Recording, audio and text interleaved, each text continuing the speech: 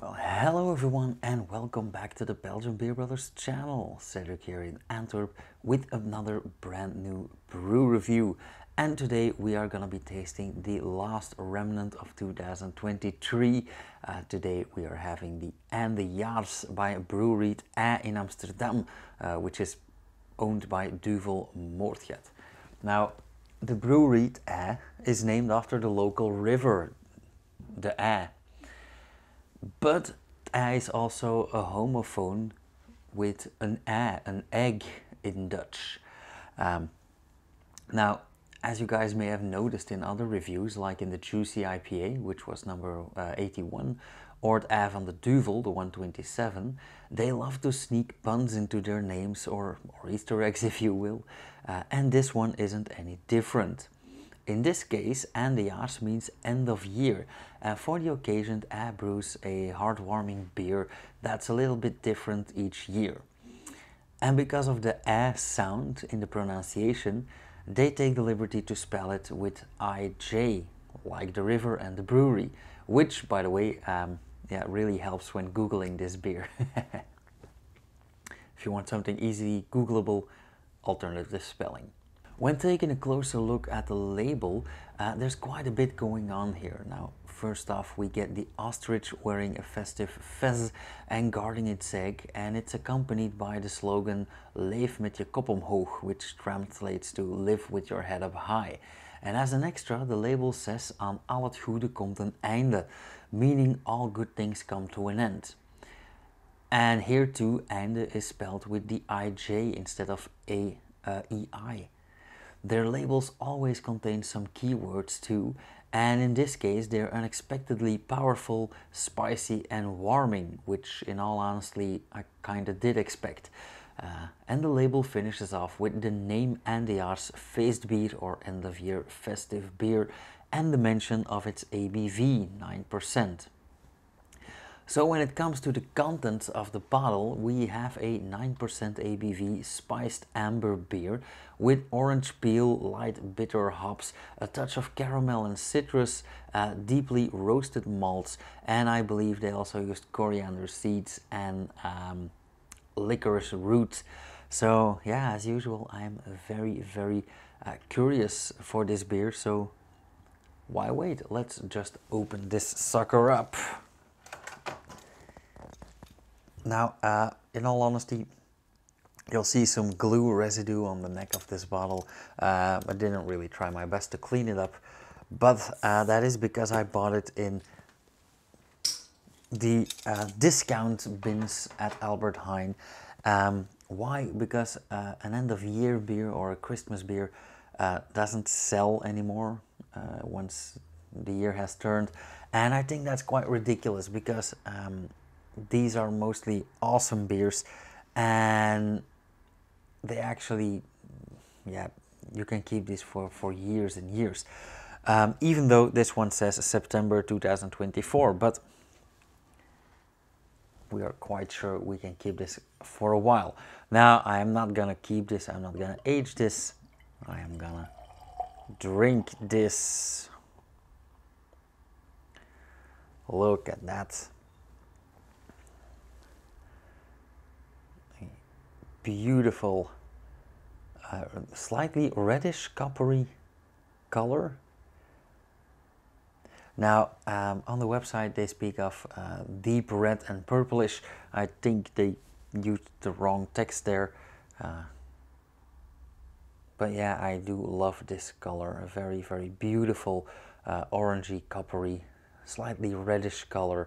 Some nice bubbling going on there, nicely carbonated, and some beautiful off-white, light beige foam, quite dense foam, quite thick foam. All sizes of bubbles are represented. Yeah, looks very nice.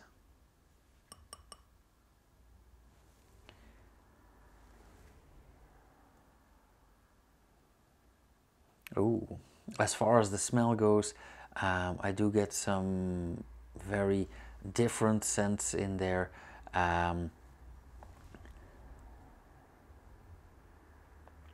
I really get that coriander in there. I get some carbon dioxide. some spices, a bit of caramel, quite malty. Now they did use roasted malts for this beer, and it does smell slightly roasty as well. Look at that beautiful swirl in there. Yeah, very aromatic. Up until now, absolutely beautiful. Now, I do know that our friends at They Can Brew, and I actually started out as a passion project by a musician. Now, I do own the book about the history of and I have read a lot of it online as well, so I'm gonna do a brewery breakdown about this as well. But it is a very, very interesting story. More on that later. Okay, let's have a taste. Cheers.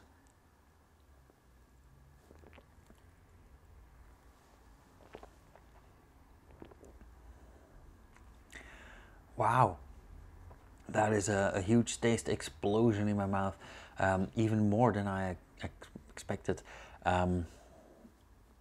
First off, right off the bat, roasted malts, a lot.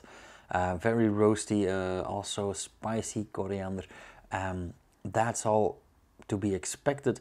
But immediately after that, I also get some herbs and that licorice root that we talked about. Nicely carbonated. Now I am drinking this rather cold, so I should warm it up a little bit. But yeah, a lot of carbonation went into the fluid, went into a liquid state.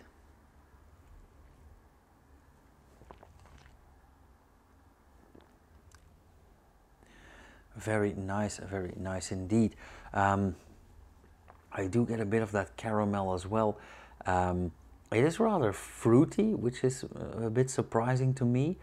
Again, a bit of that licorice root, but very, very subtle. There's a bit more coriander in there. And actually, this does remind me of a Special Belge, which is a kind of amber beer.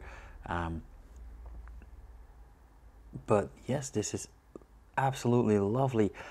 Also, they call this warming or heartwarming, and it absolutely is. It does have a boozy taste to it. It is very warming in the mouth, in those soft areas, that soft tissue.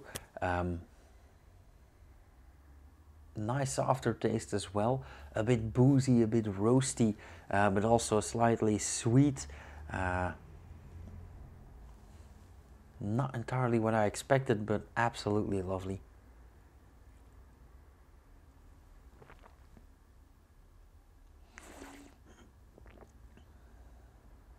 Oh wow, that is very aromatic. And when I suck in a bit of air, when I really get this pass through the nasal cavity and everything, that's when the aroma really opens up, that bouquet opens up. And I do get that orange peel, that bit of citrusy flavor as well. Now they did say that they used light bitter hops, and I hardly notice anything of those hops. It's not hoppy at all. But of course we already have those herbs and spices, those roasted malts, that sweetness, so this beer doesn't lack anything. It's not I don't miss that malty component.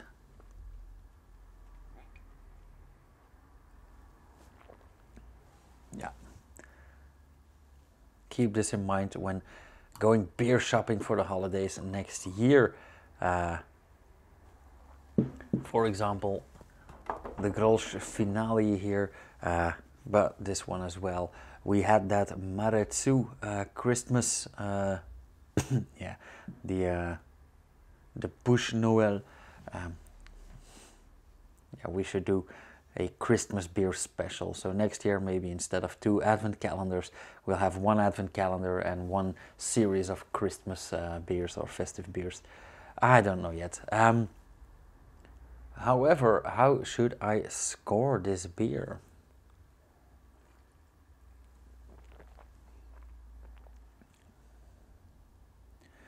Yeah, it ticks all boxes of a certain style of that special Pils, like I said. Um, and it is very nice, very festive, heavier. It doesn't taste like a 9%er. It is quite boozy in the mouthfeel, but it's not necessarily heavy. Um, so I would say a nice 3.5, yeah, as a roundup. Okay, as usual, thank you guys so much for watching. This will be pretty much the last one in this setting because I'm all out of holiday beers. So yeah, I'm gonna, let's say, redecorate the studio once more, start with some new things, and I will see you guys again next week with a brand new brew review. And I already can tell you that this will also be a Dutch beer and also a specialty or novelty beer. So, cheers you guys. See you in the next one.